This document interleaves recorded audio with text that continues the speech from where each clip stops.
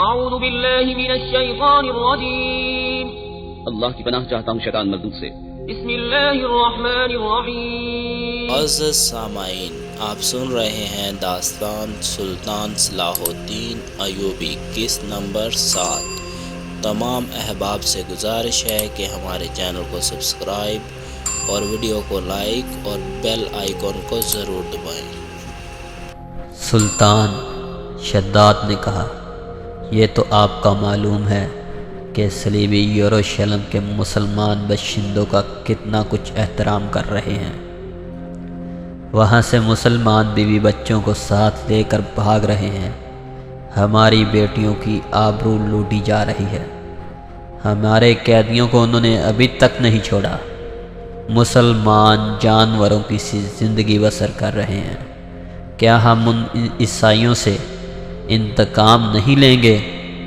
انتقام نہیں، صلاح الدین ایوبی نے کہا، ہم فلسطین لیں گے، مگر فلسطین کے راستے میں ہمارے اپنے حکمران حائل ہیں۔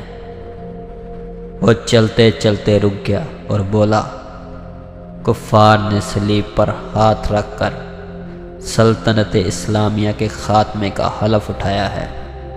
میں نے اپنے اللہ کے حضور کھڑے ہو کر اور ہاتھ اپنے سینے پر رکھ کر قسم کھائی ہے کہ فلسطین ضرور لوں گا اور سلطنت اسلامیہ کی سرحدیں افق تک لے جاؤں گا۔ مگر میرے رفیقو، مجھے اپنی تاریخ کا مستقبل کچھ روشن نظر نہیں آتا۔ ایک وقت تھا کہ عیسائی بادشاہ تھے اور ہم جنگجو۔ اب ہمارے بزرگ بادشاہ بنتے جا رہے ہیں اور عیسائی جنگجو۔ دونوں قوموں کا رجحان دیکھ کر میں کہہ رہا ہوں کہ ایک وقت آئے گا جب مسلمان بادشاہ بن جائیں گے، مگر عیسائی ان پر حکومت کریں گے۔ مسلمان اسی میں بدمست رہیں گے کہ ہم بادشاہ ہیں، آزاد ہیں، مگر وہ آزاد نہیں ہوں گے۔ میں فلسطین ضرور لے لوں گا، مگر مسلمانوں کا رجحان بتا رہا ہے کہ وہ فلسطین گنوا بیٹھیں گے۔ عیسائیوں کی کھوپڑی بڑی تیز ہے۔ 50,000 سوڈانی لشکر کو کون پال رہا تھا؟ ہماری خلافت اپنی آستین میں ناجی نام کا سام پالتی رہی ہے۔ میں پہلا امیر مصر ہوں جس نے دیکھا ہے کہ یہ لشکر ہمارے لیے نہ صرف بیکار ہے بلکہ خطرناک بھی ہے۔ اگر ناجی کا خط پکڑا نہ جاتا تو آج ہم سب اس لشکر کے ہاتھوں مارے جا چکے ہوتے یا اس کے قیدی ہوتے۔ اچانک ہلکا سا سناٹا سنائی دیا اور ایک تیر صلاح الدین ایوبی کے دونوں پاؤں کے درمیان ریت میں لگا۔ جدھر سے تیر آیا تھا اس طرف سلطان ایوبی کی پیٹھ تھی۔ سلاروں میں سے بھی کوئی ادھر نہیں دیکھ رہا تھا۔ سب نے اس طرف دیکھا جدھر سے تیر آیا تھا۔ ادھر نوکیلی چٹانیں تھیں۔ تینوں سالار اور صلاح الدین ایوبی دوڑ کر ایک ایسی چٹان کی اوٹ میں ہو گئے جو دیواروں کی طرح عمودی تھی۔ انہیں توقع تھی کہ اور بھی تیر آئیں گے۔ تیروں کے سامنے میدان میں کھڑے رہنا کوئی بہادری نہیں تھی۔ شداد نے منہ میں انگلیاں رکھ کر زور سے سیٹی بجائی۔ محافظ دستہ پا بر رکاب تھا۔ ان کے گھوڑوں کے سر پر ٹاپو سنائی دیے۔ اس کے ساتھ ہی تینوں سالار اس طرف دوڑ پڑے جس طرف سے تیر آیا تھا۔ وہ بکھر کر چٹانوں پر چڑھ گئے۔ چٹانیں زیادہ اونچی نہیں تھی۔ صلاح الدین ایوبی بھی ان کے پیچھے گیا۔ ایک سالار نے اسے دیکھ لیا اور کہا، سلطان آپ سامنے نہ آئیں، مگر سلطان ایوبی رکا نہیں۔ محافظ پہنچ گئے۔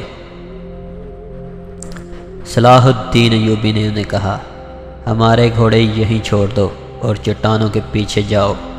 ادھر سے ایک تیر آیا ہے، جو کوئی نظر آئے اسے پکڑ کر لاؤ۔ سلطان ایوبی چٹان کے اوپر گیا تو اسے اونچی نیچی چٹانیں دور دور تک پھیلی ہوئی نظر آئیں۔ وہ اپنے سلاروں کو ساتھ لیے پچھلی طرف اتر گیا اور پھر ہر طرف گھوم پھر کر اور چٹانوں پر چڑھ کر دیکھا، کسی انسان کا نشان تک نظر نہیں آیا۔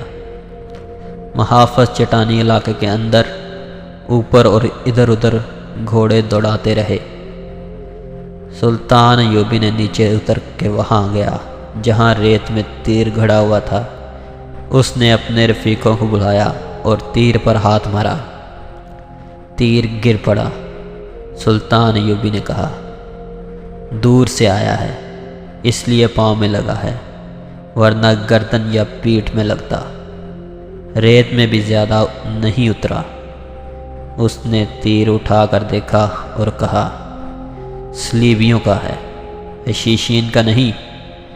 سلطان کی جان خطرے میں ہے، ایک سالار نے کہا، اور ہمیشہ خطرے میں رہے گی۔ سلطان ایوبی نے ہنس کر کہا، میں بحیرہ روم میں کفار کی وہ کشتیاں دیکھنے نکلا تھا جو ملاحوں کے بغیر ڈول رہی ہیں، مگر میرے عزیز دوستو، کبھی نہ سمجھنا کہ سلیبیوں کی کشتی ڈول رہی ہے۔ وہ پھر آئیں گے، گھٹاؤں کی طرح گرجتے آئیں گے اور برسیں گے بھی، لیکن وہ زمین کے نیچے سے اور پیٹھ کے پیچھے سے بھی وار کریں گے۔ ہمیں اب سلیبیوں سے ایک ایسی جنگ لڑنی ہے جو صرف فوجیں نہیں لڑیں گی۔ میں جنگی تربیت میں ایک اضافہ کر رہا ہوں، یہ فن حرب و ضرب کا نیا باب ہے، اسے جاسوسوں کی جنگ کہتے ہیں۔ سلطان صلاح الدین ایوبی تیر ہاتھ میں لیے گھوڑے پر سوار ہو گیا اور اپنے کیمپ کی طرف چل پڑا۔ اس کے سالار بھی گھوڑوں پر سوار ہو گئے۔ ان میں سے ایک نے سلطان کے دائیں طرف اپنا گھوڑا کر دیا، ایک نے بائیں کو، اور ایک نے اپنا گھوڑا اس کے بالکل پیچھے اور قریب رکھا تاکہ کسی بھی طرف سے تیر آئے تو سلطان صلاح الدین ایوبی تک نہ پہنچ سکے۔ صلاح الدین ایوبی نے اس تیر پر ذرا سی بھی پریشانی کا اظہار نہ کیا جو کسی نے اسے قتل کرنے کے لیے چلایا تھا۔ اپنے رفیق سالاروں کو اپنے خیمے میں بٹھائے ہوئے وہ بتا رہا تھا کہ جاسوس اور شب بخون مارنے والے دستے کس قدر نقصان کرتے ہیں۔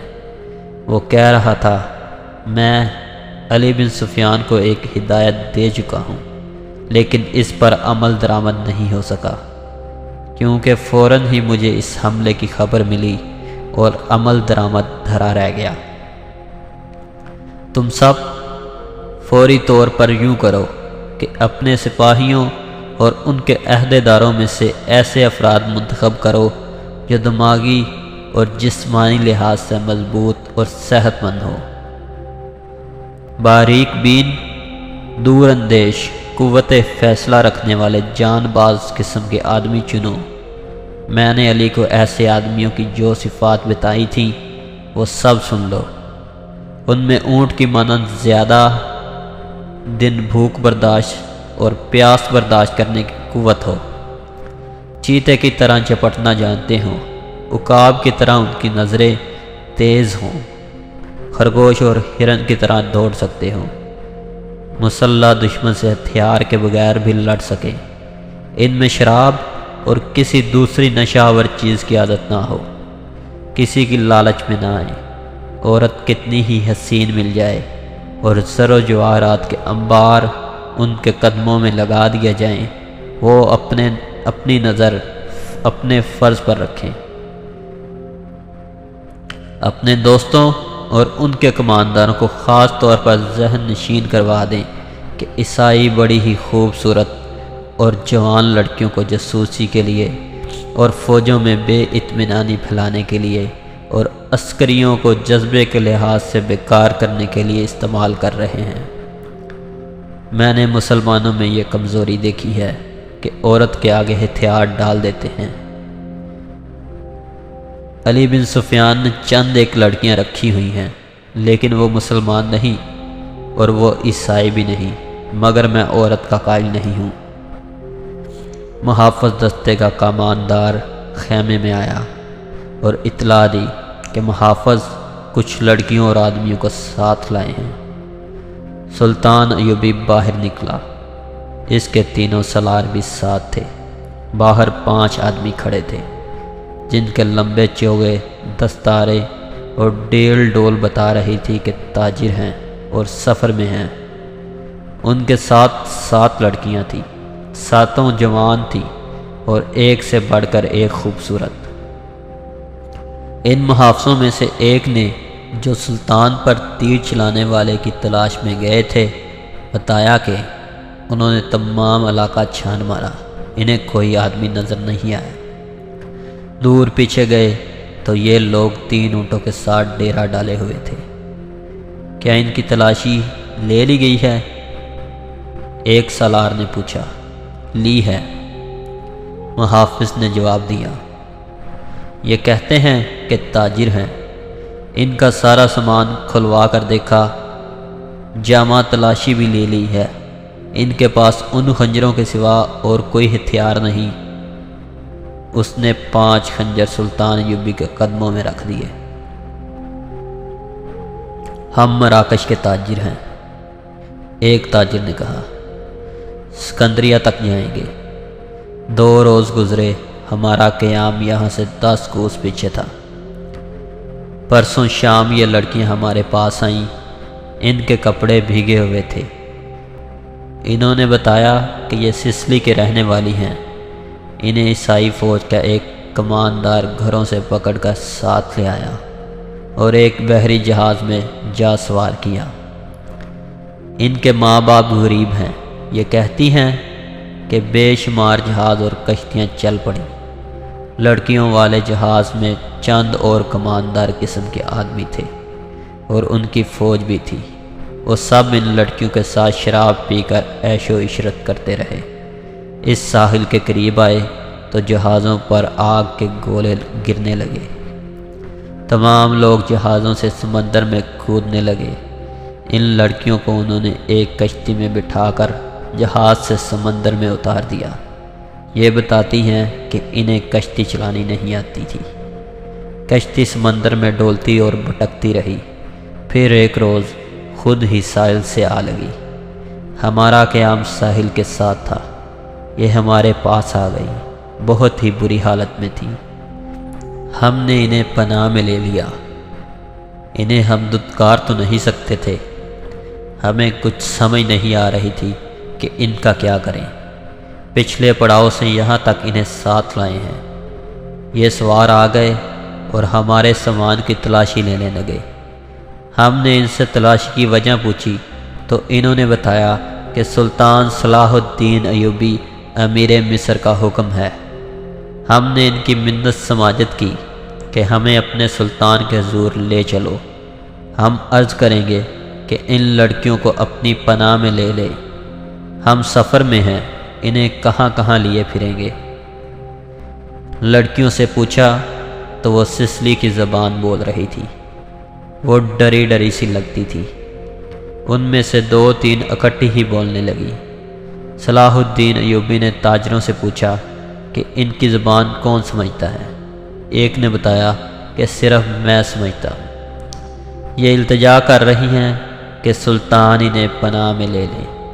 کہتی ہیں کہ ہم تاجروں کے قافلوں کے ساتھ نہیں جائیں گی، کہیں ایسا نہ ہو کہ راستے میں ڈاکو ہمیں اٹھا کر لے جائیں۔ ادھر جنگ بھی ہو رہی ہے، ہر طرف عیسائی اور مسلمانوں کے سپاہی بھاگتے دوڑتے پھر رہے ہیں۔ ہمیں سپاہیوں سے بہت ڈر آتا ہے۔ ہمیں جب گھروں سے اٹھایا گیا تو ہم سب کنواری تھی۔ ان فوجیوں نے بحری جہاز میں ہمیں طوائفیں بنا کر رکھا ہے۔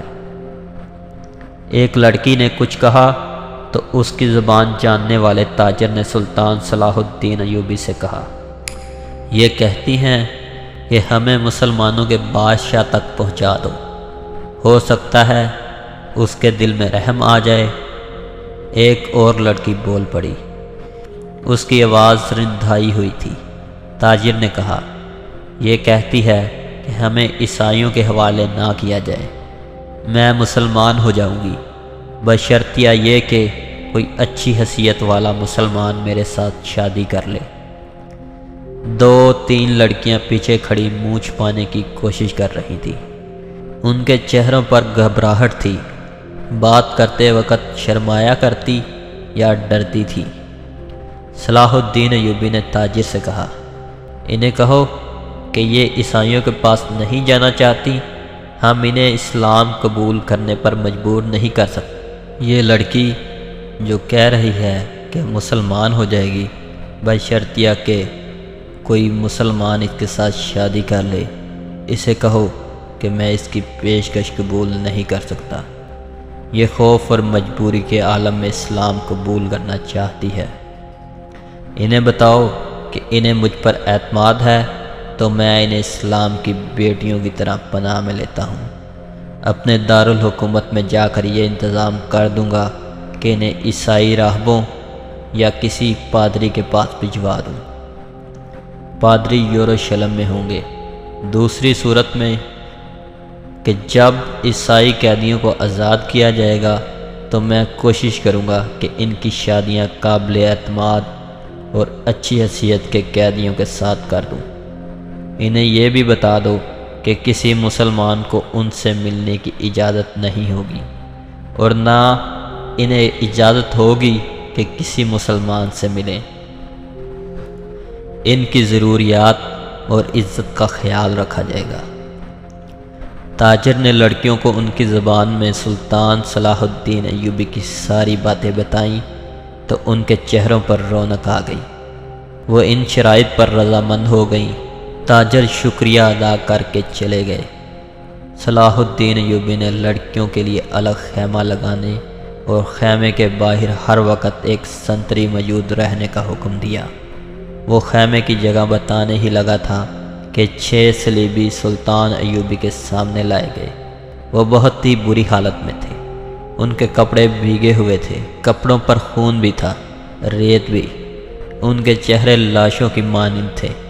ان کے متعلق بتایا گیا کہ 1.5-2 میل دور ساحل پر بے سود پڑے تھے۔ وہ ٹوٹی ہوئی کشتی پر تیر رہے تھے۔ ایک دن کشتی پانی بھر جانے سے ڈوب گئی۔ یہ سب تیر کر ساحل تک پہنچے۔ کشتی میں 20 آدمی سوار ہوئے تھے، صرف یہ 6 زندہ بچے۔ ان سے چلا نہیں جاتا تھا۔ یہ صلیبی لشکر کے سپاہی تھے۔ وہ سب دھڑم سے بیٹھ گئے۔ ان میں سے ایک چہرے مہرے سے لگتا تھا کہ معمولی سپاہی نہیں۔ وہ کرا رہا تھا۔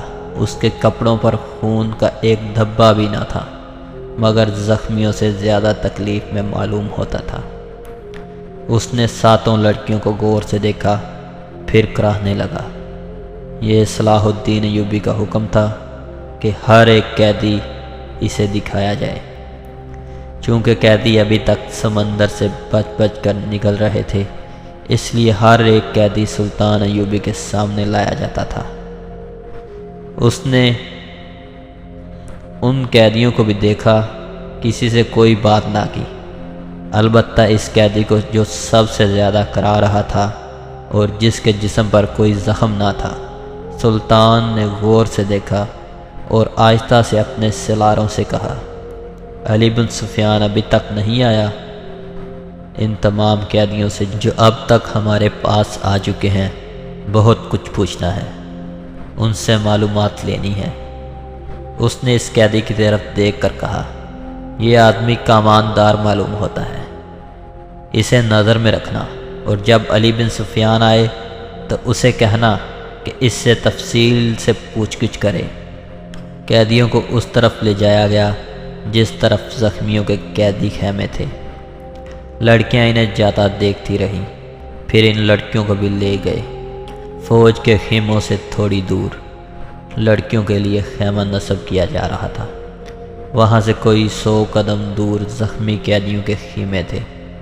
وہاں بھی ایک خیمہ گاڑا جا رہا تھا اور 6 نئے زخمی قیدی زمین پر لیٹے ہوئے تھے۔ لڑکیاں ان کی طرف دیکھ رہی تھیں۔ دونوں خیمے کھڑے ہو گئے۔ لڑکیاں اپنے خیمے میں چلی گئیں اور زخمیوں کو ان کے اپنے خیمے میں لے گئے۔ ایک سنتری لڑکیوں کے خیمے کے باہر کھڑا ہو گیا۔ لڑکیوں کے لیے کھانا آ گیا جو انہوں نے کھا لیا۔ پھر ایک لڑکی خیمے سے نکل کر اس طرف خیمے کی دیکھنے لگی جس میں نئے 6 زخمی قیدیوں کو لے گئے تھے۔ اس کے چہرے پر اب گھبراہٹ اور خوف کا کوئی تاثر نہیں تھا۔ سنتری نے اسے دیکھا اور اس نے سنتری کو دیکھا۔ لڑکی نے مسکرا کر اشارہ کیا کہ وہ زخمیوں کے خیمے کی طرف جانا چاہتی ہے۔ سنتری نے سر ہلا کر اسے روک دیا۔